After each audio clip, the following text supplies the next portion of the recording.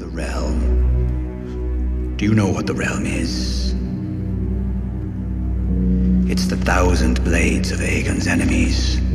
A story we agree to tell each other over and over till we forget that it's a lie. But what do we have left once we abandon the lie? Chaos. What's up, ladies and gentlemen? Welcome back for another Game of Thrones Season 8 Q&A video. I released one of these videos yesterday, and as I said in that video, I wanted to make another one, that way I could answer a few more of the questions you left me. So instead of wasting any time, let's just jump right into them. This first question comes from Neil, and he says, what will be Tyrion's role in this final season? This is a great question because Tyrion is one of the most beloved characters, but he's kind of been on the sidelines for the last couple seasons. Ever since Tyrion left King's Landing, his story hasn't been as exciting or interesting like it used to be, but that's just my opinion. With only one season to go, what can Tyrion do to help in the war against the Night King, and most likely a war against his sister, Cersei Lannister? Well, there are two things I can see Tyrion doing to help out. Personally, I don't really expect to see Tyrion doing much damage on the battlefield, although he has fought before and he's even killed people before, but Tyrion's best work comes during the planning phases of the battle. Not only does Tyrion come up with good strategies, but he's also spent most of his life reading books. And this is where I think Tyrion can excel. I actually made a video specifically about this just a few months ago. As we all know, it's just a matter of time before the Night King reaches Winterfell, so as soon as Jon, Daenerys, Tyrion, and everyone else gets to Winterfell, they won't have much time to waste. They will need to prepare the castle for war, and arm everyone with the dragon glass they mined on Dragonstone. As of right now, there are two characters already at Winterfell who I can see Tyrion working with right away. Sam and Bran are there together, and they've already started to solve some of the biggest questions we've had, one of which was whether or not Rhaegar and Lyanna were married. Now that they've gotten that out of the way, it's time to figure out how to defeat the Night King. Bran has already downloaded basically the entire history of the world, and he can also go back in time and see just about anything. All he needs to do is just know where to look. And that's where Sam and even Tyrion can come into play. They need to figure out how the White Walkers were stopped during the first long night. If they can find out how it was done back then perhaps they could do that again. In one of Old Nan's stories, she said the last hero sought out the children of the forest in order to stop the others from killing everyone. The last hero did spend a long time trying to find the children, but he eventually does find them right as the White Walkers were about to close in on him. When the last hero finds the children of the forest, they are somehow able to get the fighting to stop.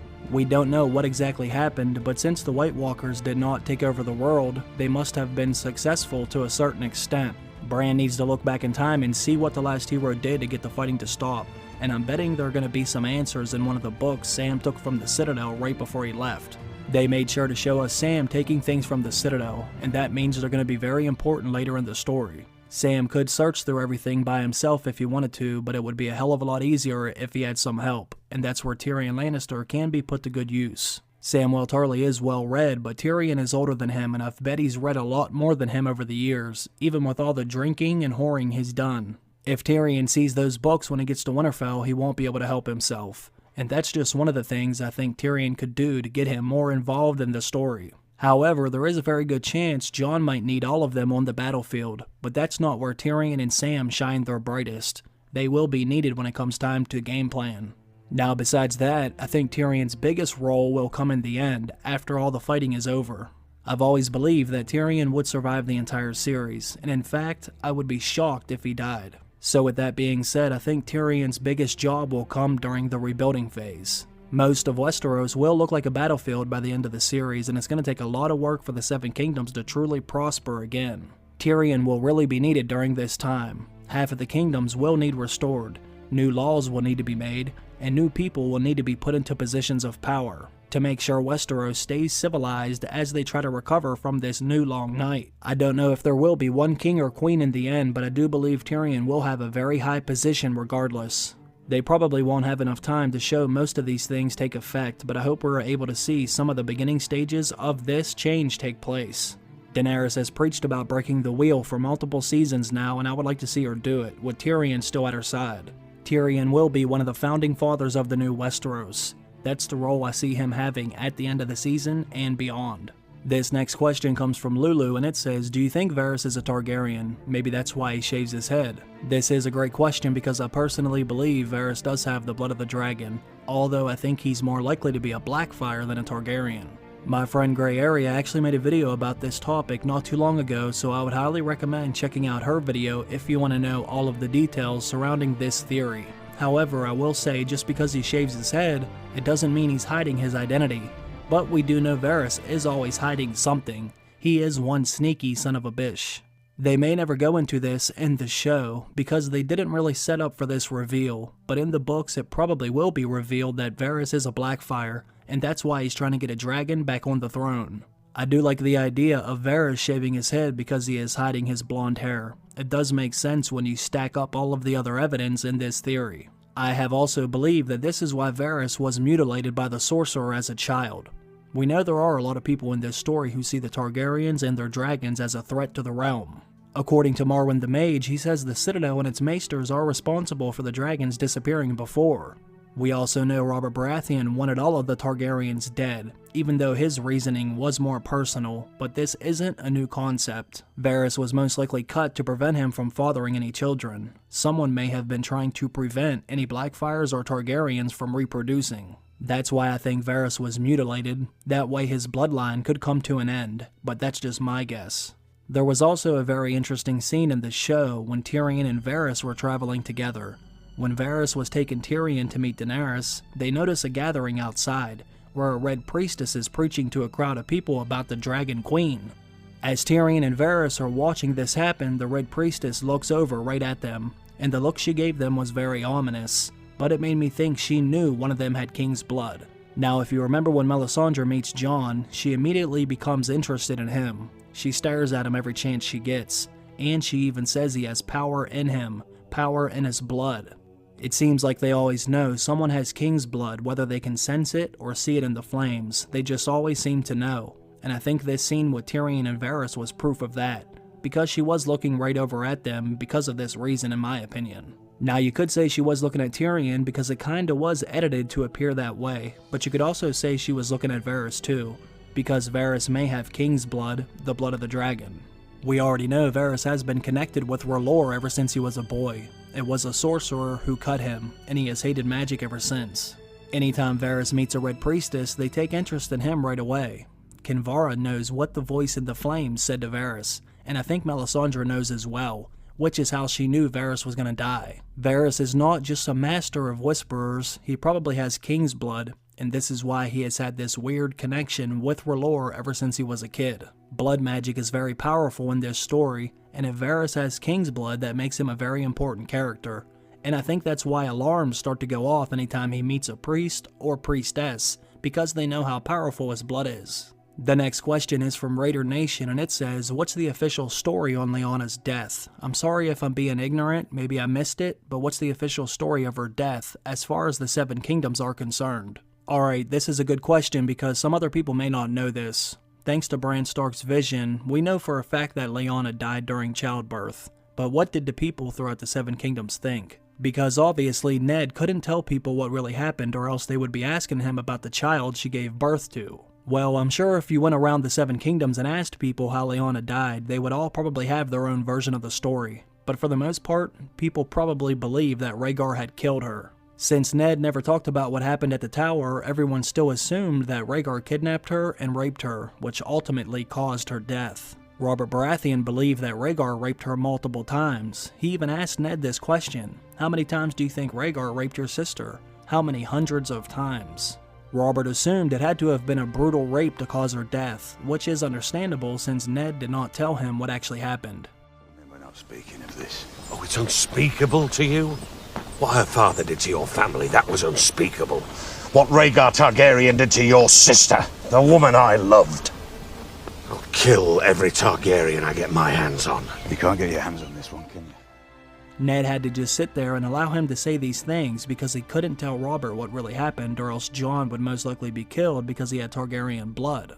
All of the Stark children seem to believe the same story too. Bran says Rhaegar carried her off and raped her, and Sansa says the same thing. When Sansa and Littlefinger were down in the crypts of Winterfell, Sansa says what pretty much everyone throughout the Seven Kingdoms believed.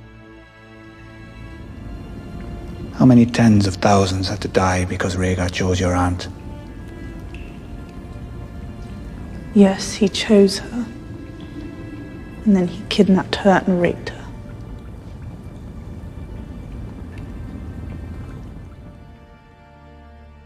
That's Lyanna, my father's sister.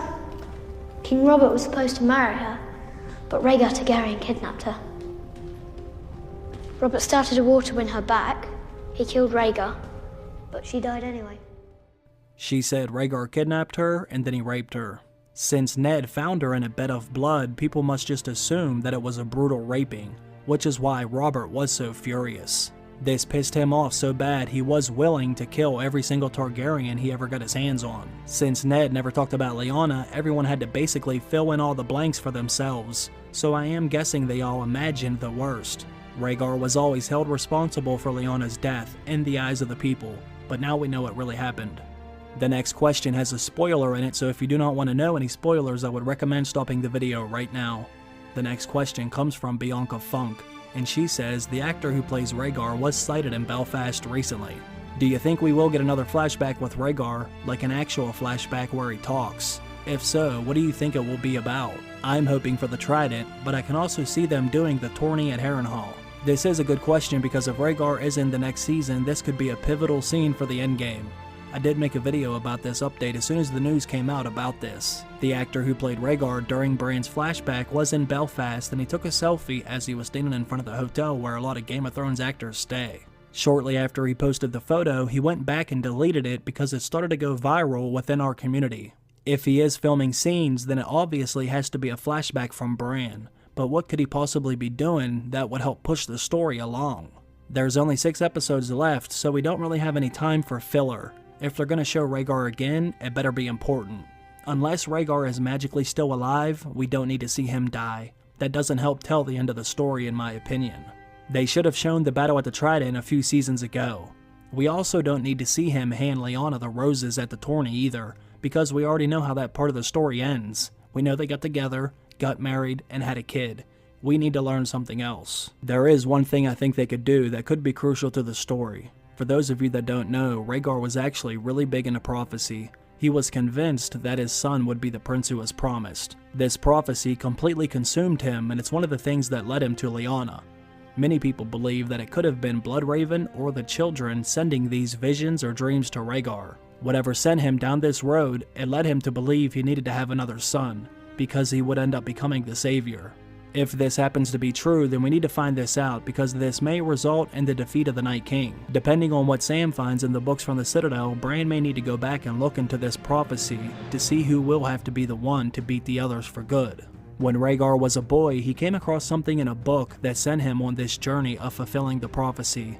Whatever he did read completely changed his outlook on life, and Bran may need to find out what that is. Bran could also go back and see Lyanna and Rhaegar's private conversations because there must have been a time when Rhaegar told Lyanna about this prophecy and how they needed to make a son together.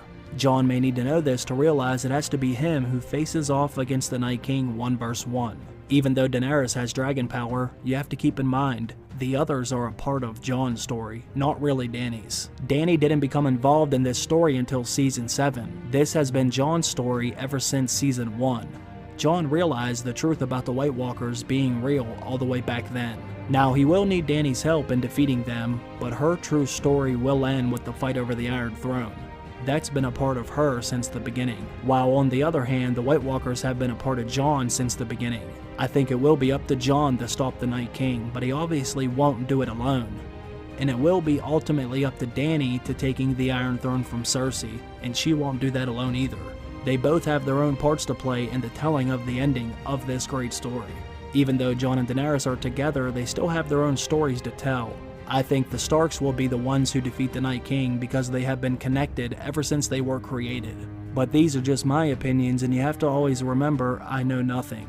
Let me know what you think about the questions in today's video. What are your opinions on these topics? Put your thoughts down below in the comments section. I want to thank everyone for watching the video. I always appreciate that. And I also want to give a huge shout out to everyone on Patreon as well. Thank you all so much for your support. I hope you all have a great day. I'll see you in the next one. Bye.